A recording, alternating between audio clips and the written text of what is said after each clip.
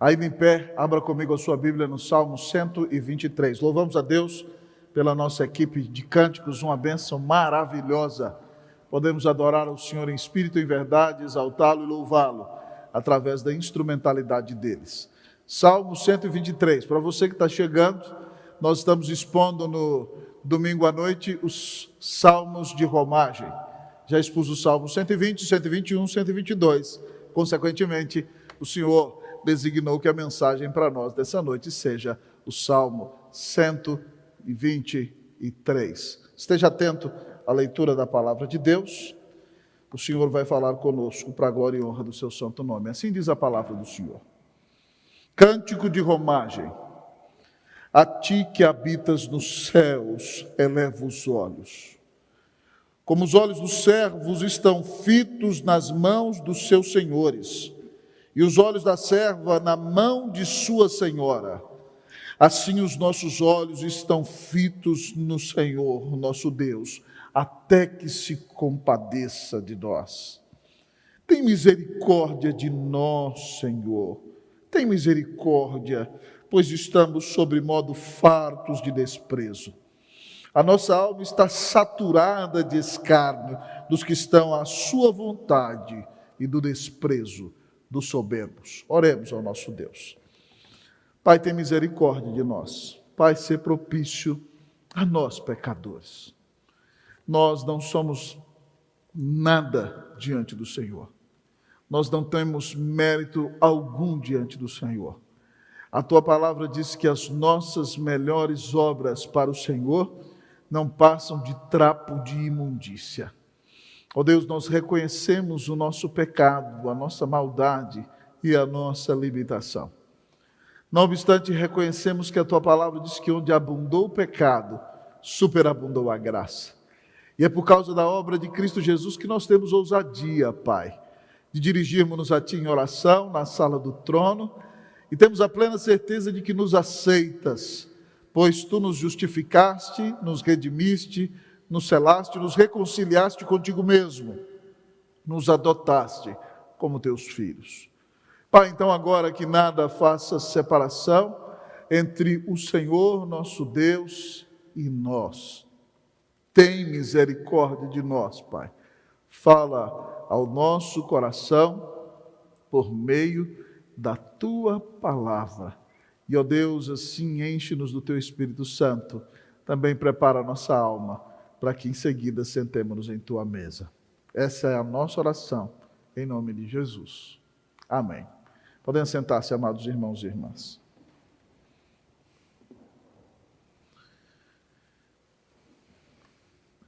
Pastor, eu estou de saco cheio.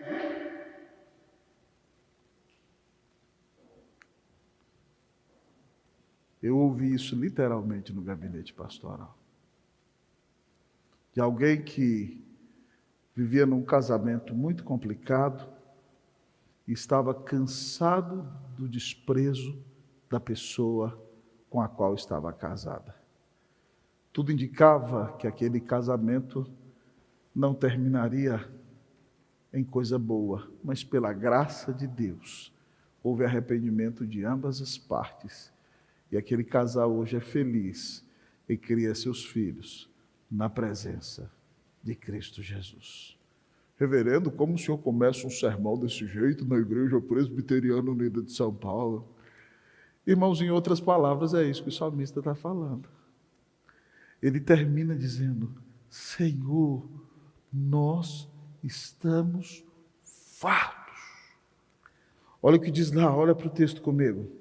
No versículo de número 3, na segunda metade, estamos sobre modo fartos de desprezo. E aí ele fala, então eles estão cheios, a nossa alma está saturada do escárnio, ou seja, da zombaria, dos que estão à sua vontade, daqueles que têm o poder de fazer o que querem, e do desprezo dos soberbos. Nós não sabemos que tipo de desprezo o salmista estava recebendo, porque o contexto não nos dá a possibilidade de saber. Mas esse salmo é para você, que não aguenta mais a zombaria de pessoas, que não aguenta mais a perseguição deste mundo, que não aguenta mais que te peçam para que faça aquilo que desagrada a Deus. E você então, quando tenta ser fiel ao Senhor, é zombado. Olha lá o crentinho, não pode fazer nada de errado, coitado dele, vai para o inferno. E de repente então, você vive num mundo de zombaria. As pessoas rejeitam você, te desprezam porque você tem Jesus, e você vive sentindo que corre perigo a cada momento do seu dia.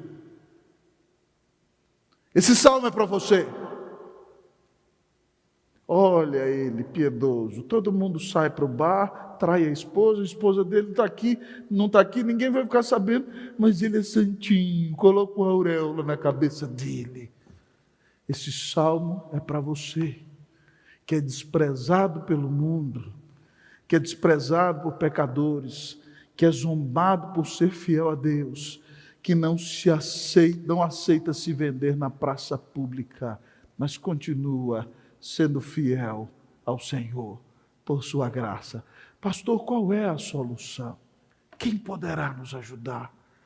A ideia do Salmo nos diz que nós devemos olhar para Deus. Portanto, o tema da mensagem é: olhe para Jesus. Se você está enfrentando dificuldade na sua vida, se você está enfrentando dificuldade nos seus relacionamentos, se você é perseguido no seu trabalho, se você é perseguido pelos seus familiares, pelos seus vizinhos, pelos seus amigos, se você é zombado por ser fiel a Deus, se você sente o peso e a pressão desse mundo sobre você, o Salmo diz a mim e a você: olhe para Jesus. Lembre-se bem que os salmos de romagem são salmos dos peregrinos, são salmos daqueles que ainda não chegaram em casa, são salmos cantados enquanto os israelitas viajam pelos perigos deste mundo, indo a Jerusalém para louvar e adorar ao Senhor no templo. Então os judeus caminhavam 200, 500, 1000 quilômetros a pé, para chegar a Israel, a Jerusalém, e adorar ao Senhor. Eles enfrentavam perigos de perseguições, de assaltantes no caminho, de feras, de inimigos.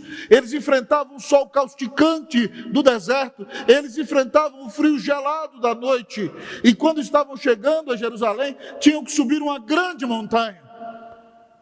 Eles tinham que ter os seus olhos postos em Deus. Tal como eles, eu e você somos peregrinos, nós ainda não chegamos em casa. Esse mundo não é nosso habitat final. Nós estamos indo rumo a Jerusalém celestial. E nesse mundo você vai ser perseguido, correrá o risco de ser assaltado, de ser zombado, enfrentará as intempéries do dia, as intempéries da noite, enfrentará o calor causticante deste mundo que parece que vai te matar, enfrentará o gelo da decepção, do ostracismo e da perseguição. Mas você não pode se contentar, porque você ainda não chegou em casa.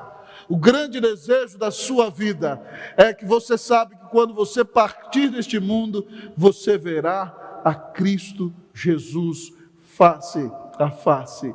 Então o Salmo diz: olhe para Jesus. Em primeiro lugar, o Salmo nos diz que este olhar para Jesus é um olhar superior. Olhe para Jesus, porque este é um olhar superior. Diz assim o versículo 1: a ti que habitas nos céus, eleva os olhos. O salmista do Salmo 121, que eu preguei há 2 domingos atrás, diz: eleva os meus olhos para os montes, de onde me virá o socorro. Agora o salmista já está mais preparado, e ele não só olha para os montes, ele diz: a ti que habitas nos céus. É um olhar superior, é o olhar de quem se levanta e olha para o Senhor e reconhece o Senhor como Deus Altíssimo, como Todo-Poderoso Senhor. A ti que habitas nos céus, eleva os olhos. Esse olhar superior não é porque você é superior, mas é porque você sabe que o seu Senhor é Altíssimo. Você sabe que o seu Senhor é o Todo-Poderoso. Você sabe que Jesus já disse: toda a autoridade me foi dada nos céus e na terra. E como disse o grande Abraham Kuyper, não existe sequer 1 centímetro no universo acerca do qual Jesus Cristo não possa dizer: é meu. Olhe para Jesus, porque o seu Senhor é soberano, porque Ele é Altíssimo, porque Ele está no controle de todas as coisas. E ainda que você enfrente angústia, luta, dor, perseguição neste mundo, o Senhor está no trono, Ele governa sobre tudo, e Ele está conduzindo a sua vida. Olhe para Jesus. Olhe para Jesus, porque este é um olhar superior. No domingo passado eu comecei a escrever no boletim uma pastoral, e vou continuar nos 2 domingos seguintes, sobre uma biografia do grande príncipe dos pregadores, Charles Spurgeon. Spurgeon foi filho de pastor e neto de pastor, ambos pastores congregacionais de teologia reformada como nós. E ele foi um menino criado na casa do seu avô no interior. Sua tia que o ensinou a ler. Enquanto os outros meninos jogavam bola até 10 anos de idade, você via Spurgeon sempre com um livro debaixo do braço, um livro na mão. E com 10 anos, Spurgeon já falava grego, já falava latim, já conhecia bem a teologia dos puritanos e já tinha tido lições de filosofia. Ele debatia teologia com os pregadores que visitavam a casa do seu avô e com os amigos do seu pai. Mas ainda assim, com 15 anos de idade, ele tinha uma angústia terrível na alma. E ele não tinha certeza da sua salvação. E num dia de grande tempestade de neve na Inglaterra, ele estava com a alma angustiada, e disseram para ele em casa: por que você vai sair? Ele: eu preciso ir à igreja hoje. Mas o pessoal disse: não vai ter ninguém no culto, com essa tempestade de neve ninguém consegue chegar. Ele disse: eu tenho uma angústia terrível na minha alma, eu preciso ir à igreja. E Spurgeon, angustiado, não tinha certeza de se era salvo ou não. E ele entrou, ia para a sua igreja naquele dia, mas não conseguiu chegar na igreja. Tamanho o volume de neve na cidade naquele dia. Então, ele conseguiu chegar na igreja metodista mais próxima da sua casa. Mas a tempestade de neve foi tão forte que o pregador não conseguiu chegar. E colocaram um diácono para pregar, um senhor de idade. E aquele senhor não sabia pregar muito bem. Ele não tinha grande eloquência, o seu sermão não tinha um tema claro, você não poderia repetir os pontos daquilo que ele pregou naquele dia, mas ele abriu Isaías 45, 22, que diz assim: olhai para mim e sede salvos todos os confins da terra. E aquele homem dizia: olhe para Jesus, você não precisa fazer muita coisa, é só se arrepender dos seus pecados, olhe para Jesus, olhe para Jesus, olhe para Jesus. E o homem repetia a mesma coisa durante meia hora. Você não precisa fazer grande esforço, tire o olho de você mesmo, tire o olho das circunstâncias e olhe para Jesus, olhe para Jesus, olhe para Jesus. E naquele dia, o Espírito Santo abriu o coração de Spurgeon e ele olhou para Jesus e recebeu a salvação. Com 16 anos ele se tornou um pregador leigo. Com 17 anos ele era pastor de uma igreja que quando chegou tinha pouquinha gente. Com 19 anos, quando ele saiu de lá, ela tinha 400 pessoas frequentando e 100 membros. Com 21 anos ele era pastor de uma grande igreja em Londres e pregava todos os domingos para mais de 20 mil pessoas.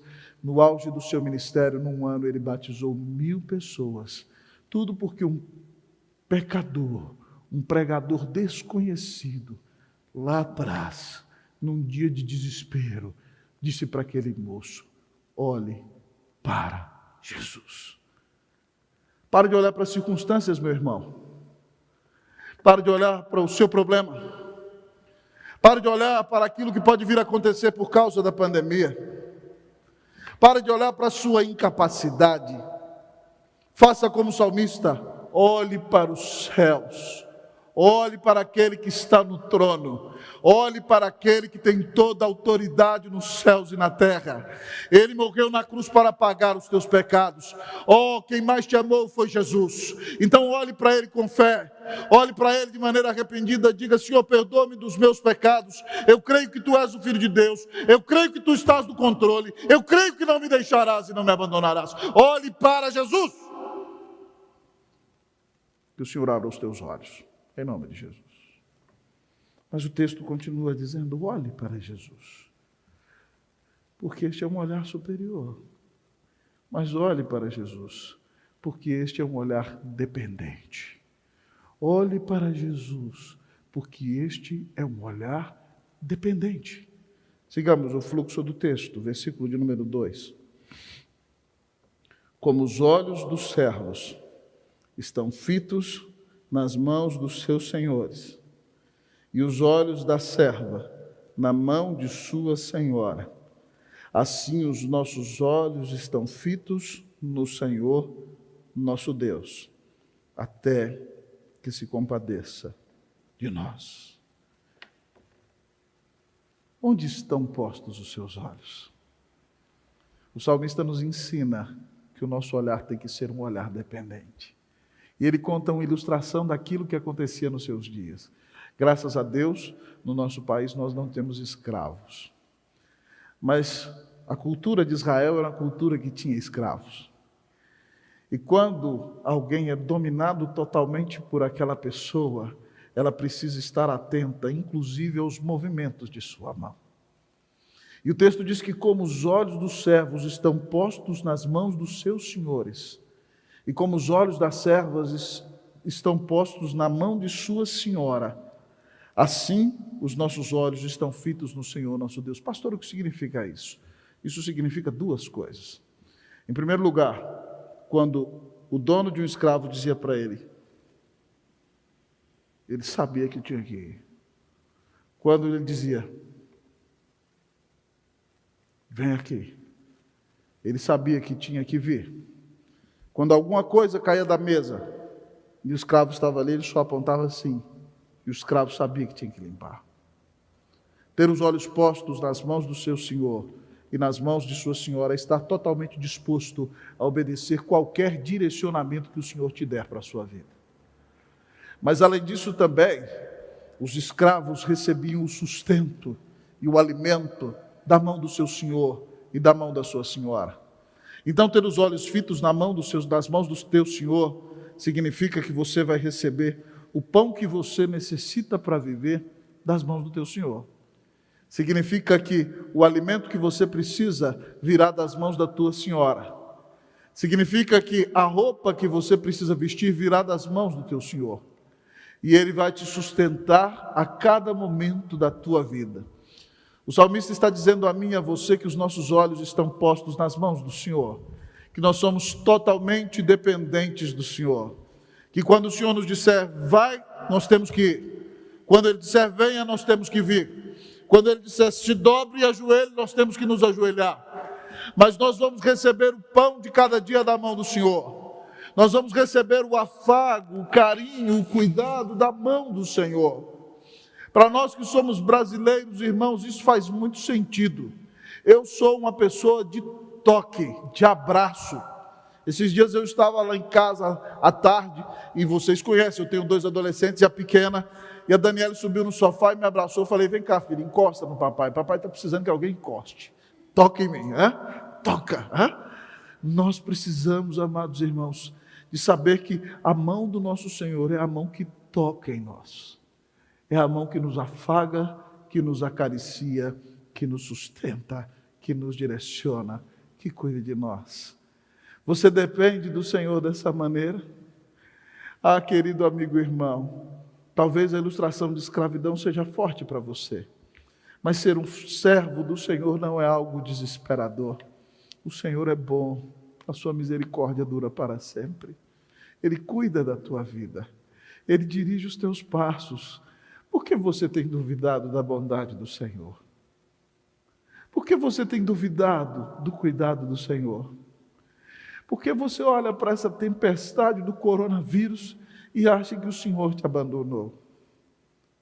Você acredita sinceramente que o Senhor que morreu na cruz para pagar os teus pecados vai te abandonar? Você não acredita que Ele está no controle de todas as coisas? Você não acredita que Ele vai te sustentar no meio da pandemia? Alguma vez Ele deixou de cuidar do seu povo? Alguma vez Ele deixou de exercer a sua misericórdia? Que o seu olhar seja dependente do Senhor. Que você confie nele. Que você pare de duvidar do Senhor. Fique tranquilo, o Senhor vai te dar a direção. Com suas mãos vai te dar o sustento que você necessita. E vai te acariciar, vai te afagar, vai te abençoar, vai conduzir a tua vida. Eu não cesso de lembrar, meus irmãos, quando eu era menino, fui com minha avó visitar sua irmã, e fomos a uma repartição pública onde a sobrinha dela trabalhava, e lá estava aquele quadro Pegadas na Areia. E aquele quadro, Pegadas na Areia, conta a história de alguém que morreu e chegou aos céus, e olhou para trás, e viu a sua vida como 2 pares de pegadas na areia da praia. E a pessoa intuiu então que o Senhor Jesus sempre esteve ao seu lado. Mas nos momentos mais difíceis havia somente um par de pegadas. E a pessoa, estando no céu, disse ao Senhor: Senhor, eu olhei para trás e sou muito grato, porque em todos os momentos da minha vida tu sempre estiveste ao meu lado. Mas por que, Senhor, nos momentos mais difíceis tu me deixaste sozinho? E o Senhor disse: oh, meu filho, eu nunca te deixei sozinho. Nos momentos mais difíceis, eu te carreguei no colo. O Senhor está carregando você em seus braços. Deus está cuidando de você. Não se desespere. Ele diz a você: nunca te deixarei, jamais te abandonarei. Confie, entregue, dependa. Olhe para Jesus, porque este é um olhar dependente. Mas o Salmo continua nos mandando olhar. 4 vezes ele repete a palavra olhos, mas 3 vezes ele repete a palavra misericórdia. E aqui ele está dizendo a mim e a você: olhe para Jesus, porque este é um olhar suplicante. Olhe para Jesus em primeiro lugar, porque este é um olhar superior. Olhe para Jesus, porque este é um olhar dependente. Mas em terceiro lugar, olhe para Jesus, porque este é um olhar suplicante. Vamos ler aqui o versículo de número 3. Diz assim: o final do 2 diz: que se compadeça de nós. É a mesma palavra no hebraico para misericórdia aqui. No 3 diz: tem misericórdia de nós, Senhor. Tem misericórdia, pois estamos sobremodo fartos de desprezo. Você já clamou ao Senhor? Você está passando um momento difícil, mas você parou para orar? Você já tentou resolver tudo com todo mundo, pegou o telefone, ligou, fez um contato, falou com outro, tentou um negócio, tentou um investimento, botou a mão no bolso, não conseguiu, nada deu certo. Você já experimentou orar? O salmista está tão sobremodo farto de desprezo e não consegue resolver o seu problema, que ele precisa clamar ao Senhor. E então no versículo 2 ele diz: até que o Senhor se compadeça de nós. E no versículo 3 ele diz: tem misericórdia de nós, Senhor. E repete: tem misericórdia, tem misericórdia. Ele clama ao Senhor. Ele nos ensina, irmãos, que muitas vezes o Senhor nos leva para o meio da tempestade, por meio da luta, por meio da angústia, por meio da dor, para que nós voltemos a orar. Porque muitas vezes o Senhor nos cobre de bênçãos e de repente nós vamos nos acostumando com a bênção. Quem não se acostuma com coisa boa? E daqui a pouco você já não ora mais, você já não chora mais. Então o Senhor precisa levar você para o meio da tempestade, para o meio da luta, para o meio da dor, para que você volte a orar. E no momento em que a situação está muito complicada, você tem que fazer como o salmista, dizer: Senhor, tem misericórdia. Eu não aguento mais. Tem misericórdia. Senhor, está superando as minhas forças. Senhor, tem misericórdia. Você já tentou clamar a misericórdia de Deus? Olhe para Jesus. Quem olhar para Jesus vai ser matriculado novamente na escola da oração. O primeiro texto que nós lemos do culto desta noite estava lá em Mateus capítulo 15. Senhor Jesus estava de férias em Tiro e Sidom. Uma mulher que não era judia ficou sabendo que ele ali estava. Ela se reconhecia pecadora, sabia que ele era o Salvador e tinha uma filha horrivelmente endemoniada. Ele caminhava provavelmente na praia com seus discípulos e ela começou a clamar: Senhor, filho de Davi, tem misericórdia de mim. Minha filha está horrivelmente endemoniada. E ele não respondia a palavra. Ela: Senhor, filho de Davi, tem misericórdia de mim. Minha filha está horrivelmente endemoniada. E ele não dizia nada. E ela continuava: Senhor, filho de Davi, tem misericórdia de mim. Minha filha está horrivelmente endemoniada. E talvez ela clamou 5, 10, 15, 20, 30 minutos. E os discípulos, não por misericórdia, mas por importunação, disseram: Senhor, tem dor, essa mulher não para de clamar atrás de nós, manda ela embora, nós não vamos aguentar mais. E Jesus fala: não. E segurou nas vestes de Jesus e disse: Senhor, me socorre. E o Senhor olha para ela e diz: ah, minha filha, Eu não posso tomar o pão dos filhos e lançá-lo aos cachorrinhos. Eu não respondo a oração de cachorro. Ainda bem que ela não era retada e puxou da peixeira. Cachorro, não!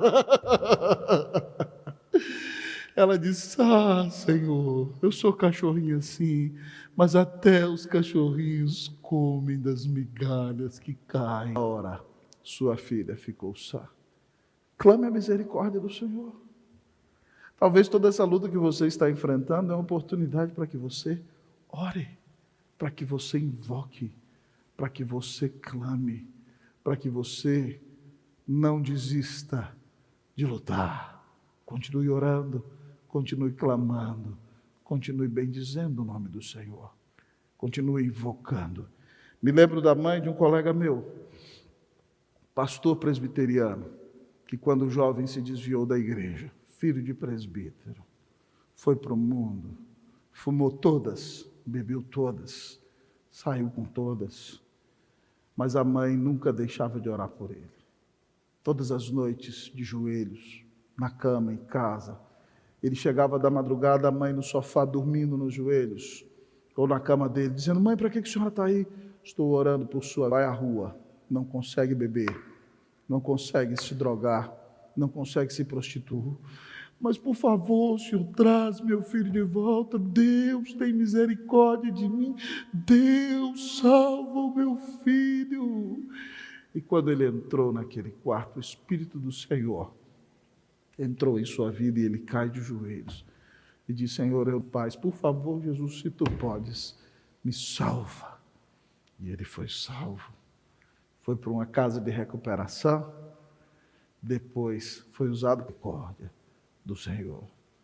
Talvez você está enfrentando essa situação para que você reconheça a sua fraqueza e dobre os seus joelhos e clame a Deus para que traga restauração até no vale da destruição. Para quem você está olhando? O nosso hinário tem um hino que diz assim: eis mensagem do Senhor, aleluia, palavras do bom Deus de amor. Cristo salva o pecador, aleluia, salva até por meio de um olhar. Olhai com fé, olhai, sim, olhai só a Jesus. Ele salva o pecador, aleluia, sim, salva quem confiante olhar. Para quem você está olhando? Você está olhando para a crise? Você está olhando para aquilo que os outros têm e você não tem?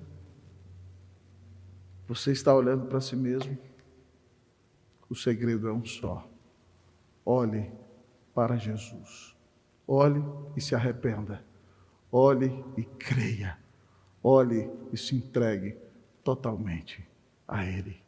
Olhe para Jesus.